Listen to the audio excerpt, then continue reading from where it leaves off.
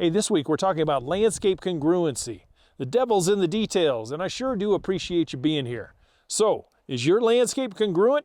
It is a topic of conversation that goes towards all kinds of elements, research, and planning when you have a landscape project of your own.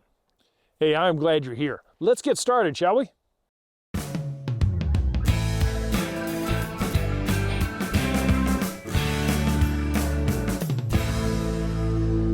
You know, by pure definition, the word congruent or congruency means to be in agreement with or in harmony with. You know, and that alone kind of lends itself to all kinds of things. It lends itself to things we used to hear in math class in high school, science, astronomy, and in people with their animals. Are they congruent, you know? So, in agreement or in harmony. But how does that apply to landscaping, Coach? What are you talking about? Well, using kind of a broad brush approach to landscape congruency, there are a few subtopics we need to address in order to achieve landscape congruency. With no further delay, here they are. Number one is your lifestyle. Number two, the environment. Number three is the purpose. Number four, the location. And number five is the enhancements of your landscape. So let's look into those, each one just a little bit deeper, and I think you'll see what I'm talking about here. Now, I was doing a little research about this and thinking it out. I came up with actually 10 or 11. But for the sake of longevity in the video, and for those people who say, get to it, less talk, more action, I just want to boil it down to the 5 most important ones. So let's look at the lifestyle, shall we? Let's talk about congruency between the landscape that you have or want versus your lifestyle. And we talk about lifestyle. Here's some thoughts that I had as far as what lifestyles are out there. So one lifestyle might be a large family, couple of parents and 5 or 6 kids. Now that's a particular lifestyle. It's kind of like the Brady Bunch, you know what I'm saying? Another lifestyle might be a single professional, you know, who is really into a lot of friends and a lot of entertaining. Another one might be a husband, wife, or a boyfriend and girlfriend who are in their professional growth type of years, and they're pumping down 40, 50, 60, 70 hours a week. And they've got 4 doggos at home. Or here's another one. How about a retired couple, maybe in their mid to late 60s, and they got like 10 grandchildren. They live a little bit away from them, but they're over at the house quite frequently to visit with the grandkids. Another one might be you're into a particular type of vehicle, maybe a motorcycle, and you love riding every weekend, and you cannot stand landscaping. That would be a particular lifestyle. Finally, how about one that you absolutely love, gardening? It is your catharsis, and you can't get enough of it. So you can see all the various different kinds of lifestyles. Now, tie that in to the landscape that you have or the one that you're thinking about doing. And is it congruent with what you have as a lifestyle? What's the landscape going to do for you to complement your lifestyle, work with you instead of against you? If you're someone who wants to entertain every weekend, you know, every Saturday night you have, you know, half a dozen friends over and you're doing barbecues and watching big screens and watching the game and whatever, you know, you're probably going to need a landscape, at least an outdoor entertaining area that is really going to complement that approach to your life. Now, if you're the grandparents with 10 kids, do you do something that is super low maintenance, but kind of lends itself to kid entertainment of one kind or another? Because if you have 10 grandkids, you might have one that's still in diapers and one that's off to junior high school. I don't know. And how do you complement that from the landscape point of view? It's a little bit challenging, isn't it? And then what about those professionals? The ones that are pulling down a lot of hours every week.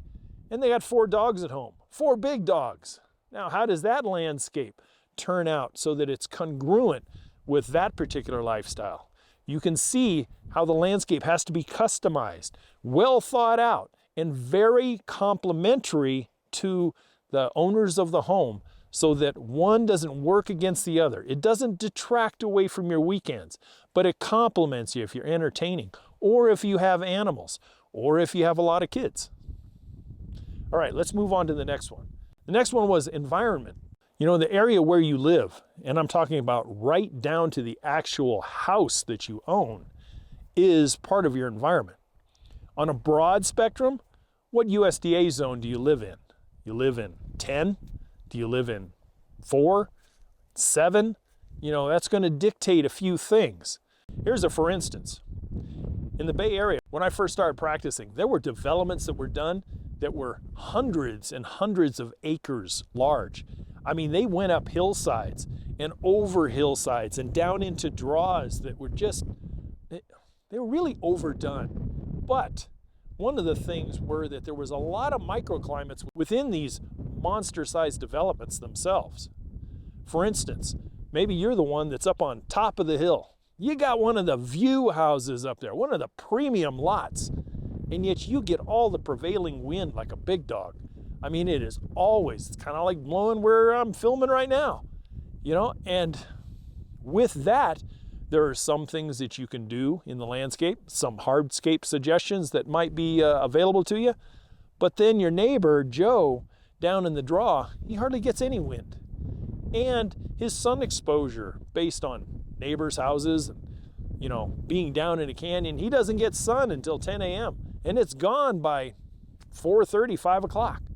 And so there's a microclimate down in there. And in the wintertime, he probably gets a little bit chillier than you do up on top of the hill. Another one that I saw when I was actually designing was a couple that I visited, and they had a single-story home. One of the only single-story homes on the whole block.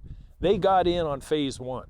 And when phase 2 came along, the builders went down the block and wrapped around on the street behind them. They were surrounded by 5 other 2-story homes all the way around them, either side, and then yards on a cul-de-sac behind them in 3 sides.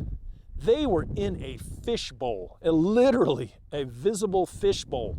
And when I got there, their big thing was, man, we're kind of shady back here because of the houses, and we have privacy issues, to say the least. So their environment really kind of dictated what I was going to try and do for them. So something to think about. Environment also goes to plant selection. It also goes to irrigation selection. I often get asked on comments and emails about, hey, what could I use in this area of the country, you know, or what can I plant, or can I plant, like a comment that I got not too long ago was, can I plant an olive tree in zone 7? And if you look at zone 7, it gets down into single digits, which is all based on averages. So it could be below 0 on occasion, but for the most part, you've got wind chill factors and other things. Yeah, olive trees are not going to survive there unless you have them containerized and you roll them in and out of a greenhouse every year. They'll be fine for 7-8 months out of the year. But those 4 or 5 months where it's chilly, you're going to have a big issue. You really are. So thanks for the comment, but, you know, right plant, right place. So your local environment is going to dictate your landscape success. You may want certain things, but because of where you're living and the environment that's there, you're going to need to select and follow certain protocols in order to have that landscape success and to have that landscape be congruent with everything, especially the first 2 or 3 now, right? All right, let's move on. The congruency element of purpose, I have spoken to probably ad nauseum. Everything that you do in your landscape was done with something in mind for landscape success. The purpose of your lifestyle, your landscaping based on your lifestyle. Purpose because of where you live, that only some plants or certain plants are going to go there. You're not going to put a split leaf philodendron out in your backyard if you're in, you know, the hot Arizona desert. Not unless it's in a shade relief house of some kind with all the different protection that it would need. So you can augment your environment for the purpose of having what you want, but look what you have to do in order to complete that purpose successfully. Most of the time, completing that landscape puzzle is a real lesson in realism and research and planning. It really is. If you take into account all these little subtopics that I'm talking about today, The end result is going to be a cohesive and congruent landscape that complements various elements within that landscape. It's going to complement your dwelling, it's going to complement your neighborhood, and most importantly, it's going to complement you, the person who put it all together. Here's a for instance. The purpose behind your landscape is you're in a rural setting and you're doing a homestead approach to your landscape. Elements that are going to be put there because you're going to be primarily agriculturally grounded in your landscape. Well, that doesn't mean you're going to be planting all kinds of hydrangeas and azaleas and ferns and most ornamental type of things. There may be some of those, but most likely it's going to be pens, vegetable gardens, protection from deer and other wild animals that might want to come in and, partake in what you're putting in the ground. Chicken coops, goat pens, pastures for horses, pastures for cows, etc. Big difference for a homestead, the purpose behind it, the purpose driven behind it, versus somebody who has a 1,400 square foot rancher in a new development on a 50 by 100 foot lot. Or another thing, the purpose driven is maybe you have a new home. You've moved up from your first, now you're in your second home. Maybe you have something that is going to be like a home-based business. And the home-based business needs to be outdoors, maybe in a shop, a shed, or whatever for storage, etc. But you need to approach that in a purpose-driven way so that you have your work over here, and then you have your family and outdoor living areas over here. And the two don't really need to go together. They could be divided visibly by a number of means, hardscape and greenscape. Okay, let's move on to the next one. How about the location? Location can be broken down into a couple of different ideas. Location of within your own property boundaries. Are we dealing with the location of doing the front yard, or are we dealing with the backyard? Remember that location also is in the real estate market as well. What neighborhood have you bought in? What is the escalating value of your neighborhood? I share that with you because my very first house I bought on the resources I had at the time, and it was not in a neighborhood. It would certainly not be in the neighborhood I'd want to live in today. But I did need to do some things. I landscaped or re-landscaped for functionality. Drainage was the biggest thing. Then I put a little bit of lipstick on that pig, cleaned it up inside, held it for about 2.5 years, and moved on to a move-up house.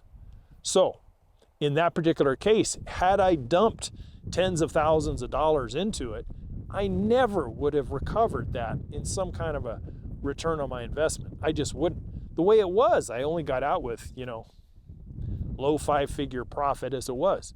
But it was because I did some of these upgrades. I ripped out old carpet and redid hardwood floors, improved drainage, put some nice new lawn and some ferns and other things in there, and it looked nice. It was one of the nicer yards on the block for sure.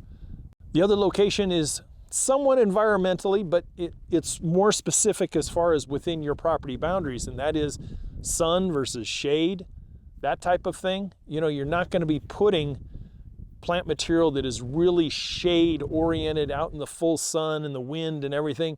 You're just wasting your dollars. So location and placement of various landscape elements. Another location thing would be putting the vegetable garden in the far back reaches of your backyard. But you never put any irrigation out there for ease of watering. So now maybe you have to drag 75 or 100 feet of hose to water the vegetable garden every day or whenever you need to do it. So location of various elements of the landscape makes things so much easier and so much more congruent so that your enjoyment of that vegetable garden doesn't turn out to be such a overburdening task that you just go, screw it, I don't want to do this no more. When we talk about location and placement, I'll share a quick story with you, and that is many years ago, I dealt with several clients in a particular Northern California city. And they had, under the city employment roster, a landscape architect who reviewed plans for developments and street improvements, etc. I found that the selection of trees that they used for the city, I don't know why they used them. Modesto ash, sycamore, some of the larger varieties of trees. And they put these in small street medians, like between your sidewalk and the street, the little median strip. They would put these trees in there. And hey, they looked good for the first 5 years. But oh my God, over the years, and especially when I came into the picture, these things were lifting sidewalks and rumpling streets. They were destroying front yards and lifting foundations. Location and placement also boils down to varieties of where you put them and why.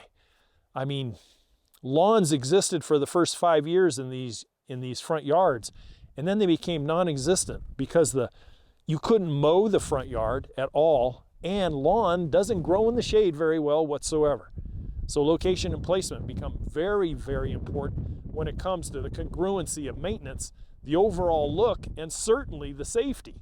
Because having large trees like that just don't need to be right next to homes and right next to streets. All right, let's move on to our last one. The last one is enhancements. And enhancements are basically foo-foo and gooch that you decide to put into place after your landscape is up and running. You've seen something at a garden show, you saw something on TV or at the nursery, and you say, you know something, I'd really like to have that. Or your accumulation of things have become to the point where your garage is no longer useful for storage. You can't get a car in there anymore. So you decide to get yourself a shed. And in order to get this shed enhancement for your landscape, what is going to be needed so that the shed still works with the rest of the yard, you have accessibility that's convenient, and what are you going to need to go through to complete that task? Another example might be, man, I went to my friend's house and they just put in a pondless waterfall. And oh my God, it drowned out a lot of the street noise. It was really nice to sit around and view, and then in the evening they had it lit up and it was very, very nice. I'd really like to do one of those, and I think I'm going to. So you contact local companies and you find out where you can get it. You watch some YouTube videos, you figure out how you have to do it, but then this enhancement requires a few things. You need to get electrical out there. You need to get water out there. You need to have these infrastructures in place so you can plug in pumps and refill during summer evaporation periods. And that means you're going to have to tunnel underneath the patio. You're going to have to disrupt existing irrigation. These kinds of enhancements oftentimes put the kibosh on enhancement projects because you just go, I didn't want to have to go through all this crap. So two things happen. You either go out and spend many thousands of dollars more by hiring a professional to do it, or you shortcut things and make things off of extension cords and hoses and that kind of stuff when it should be done right the first time. So keep in mind your enhancements oftentimes come with effort and a complete thought process rather than just thinking of the want.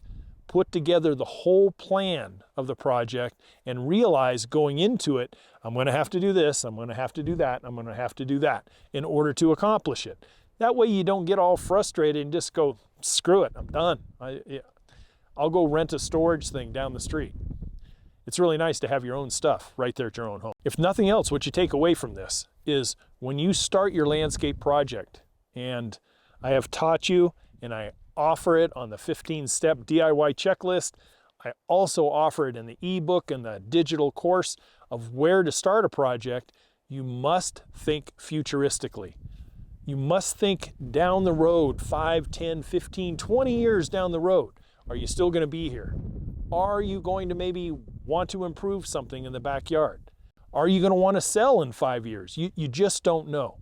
So when I talk about designing for the future, it doesn't take very much. In the example of the pondless waterfall, when you're putting in your irrigation, run an extra conduit and run an extra water line out there, cap them at both ends, and it's ready to go years later, whether you sell or not. When you have your buyer walk through and they ask you, what are these pipes for?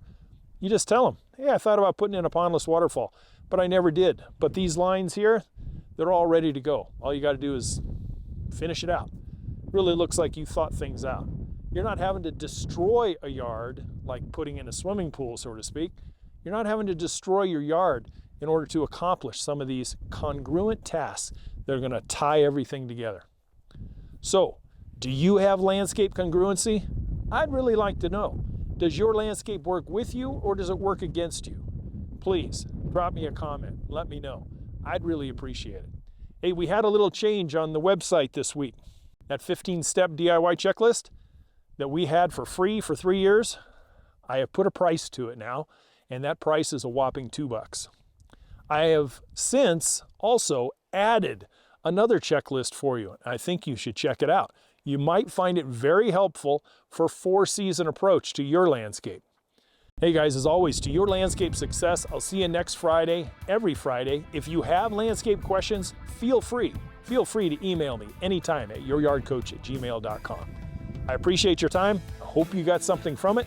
If I wasn't clear on anything particular, let me know in the comments or send me a question. Catch you guys next week. Bye for now.